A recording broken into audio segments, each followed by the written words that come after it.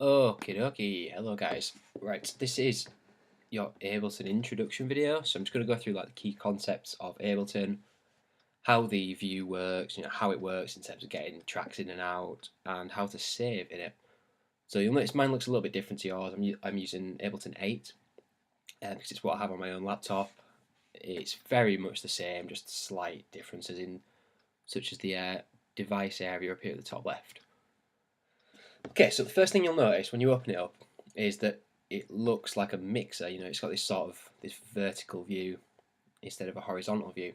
We can swap between these two modes up here in the top right corner by clicking to go between the vertical session view mode and the horizontal range window. You can also press tab, it does the same thing. Now the session view we won't really be using much for much more than just being a mixer at the minute.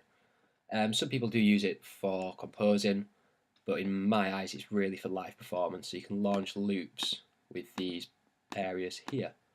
So very, very cool for live performance. We'll focus mainly on the range window though. So, quick bit of navigation. There's all these different areas. This grey area here, just above the numbers, is where you zoom. So as it changes to a magnifying glass, you can zoom in and out by dragging the mouse up and down. And you can sort of chuck the screen around by moving it left to right. There is this window at the top as well, which does this area at the top, which does the same thing, but it does get a little bit fiddly sometimes, so I much prefer using this area. This bar here at the top is your loop zone, and you've got your cycle button there. Another way of setting loops is to drag an area, so 2-bar area, and press Control, Command and L. So Command and L for loop. The accompanying handout for this has all the shortcuts in that I'm going to explain as well. So that's your sort of navigation. I find it's really sort of streamlined. You sort of grab the screen, move it around as you wish. So on the left hand side here, like I say, this is the bit that looks the most different to Ableton 9, is where you find all of our devices. So you've got your instruments, your MIDI effects, and your audio effects. And within each of these, there's always a big stack of presets as well. So such as in the instruments, we've got analog. Let's go for like a mallets and keys sound, and keys analog tremolo. So that's one of my presets in there. And you can have a double click it, or you can drag it onto the track that you would like.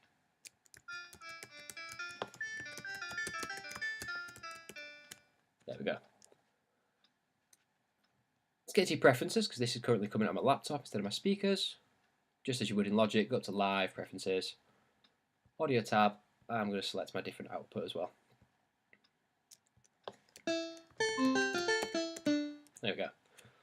Beautiful. So,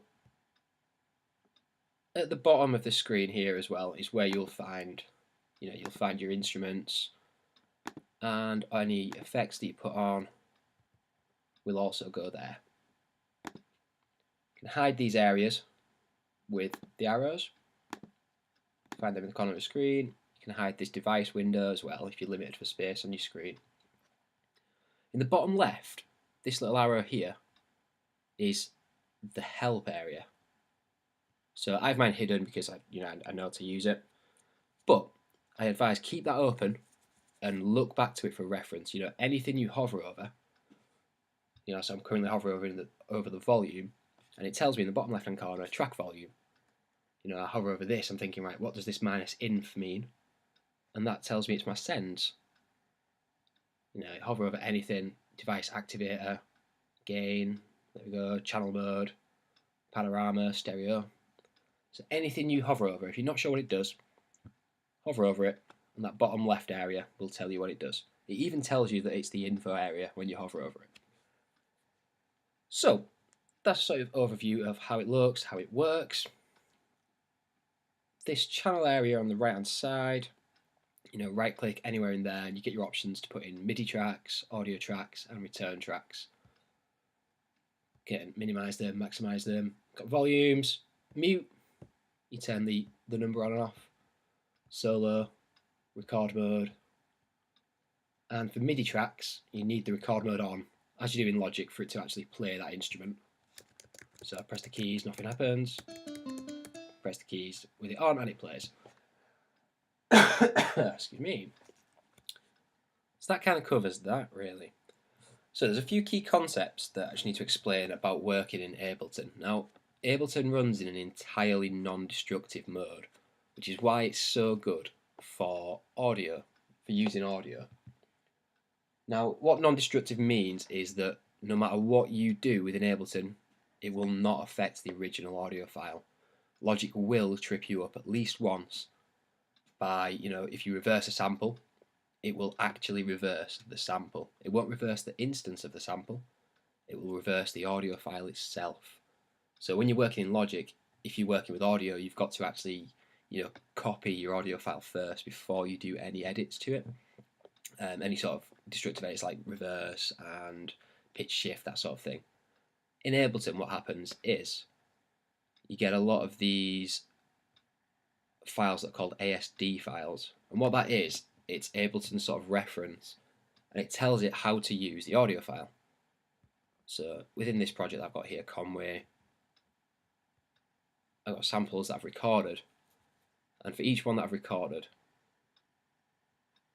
there is an accompanying ASD file. So you'll notice there's only 3 ASD files, but there's actually 4 audio files. I believe that's because these two, well, that one doesn't exist, it's got 0 bytes. That's why. So the ASD file tells Ableton how to use these audio files. Okay, so just a little bit about saving. Obviously you save as normal, you can save your live set as. And at the end of a session, so whenever you finish for the day, just get into the habit of collecting all and save. And what that does, it gathers up any audio files from external areas and puts them all within the project folder. So within this project, Conway, my tea's ready, there is the 3 projects, 3 different versions of the project, and there's a folder full of samples. So those that I've processed, consolidated and reversed, and those that I've recorded within the project.